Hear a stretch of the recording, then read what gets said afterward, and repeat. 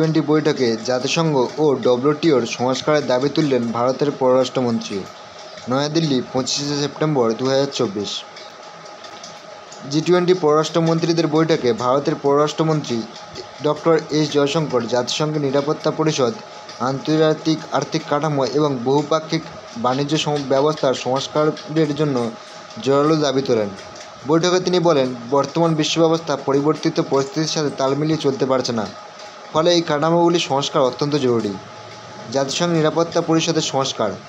পররাষ্ট্রমন্ত্রী ডক্টর জয়শঙ্কর জাতিসংঘকে অতীতের বন্দী হিসেবে উল্লেখ করে বলেন, নিরাপত্তা পরিষদ তার প্রাথমিক উদ্দেশ্য আন্তর্জাতিক শান্তি ও নিরাপত্তা রক্ষা পুরোপুরি পালন করতে ব্যর্থ হচ্ছে।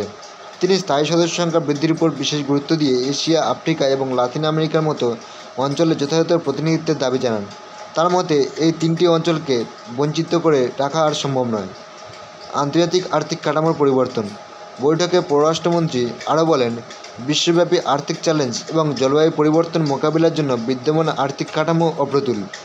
উন্নয়নশীল দেশগুলির উন্নয়নের জন্য প্রতি বছর $4 ট্রিলিয়ন বিনিয়োগের প্রয়োজনীয়তা উল্লেখ করে তিনি বহুপাক্ষিক উন্নয়ন ব্যাংকগুলিকে আরও শক্তিশালী করার প্রস্তাব দেন। ভারতের G20 সভাপতিত্বে উন্নয়ন এবং জলবায়ু অর্থায়ন বৃদ্ধির লক্ষ্যে উল্লেখযোগ্য অগ্রগতি হয়েছে বলে তিনি জানান।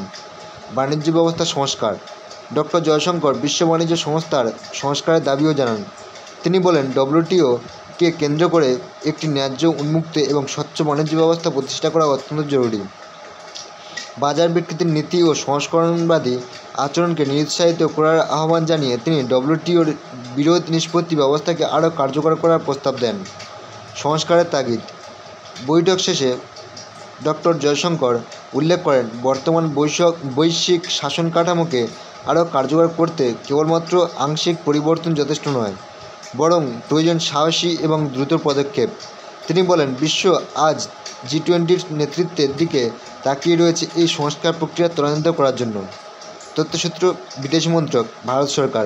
G20 বৈঠকে পররাষ্ট্রমন্ত্রীর বক্তব্য, 25শে সেপ্টেম্বর 2024।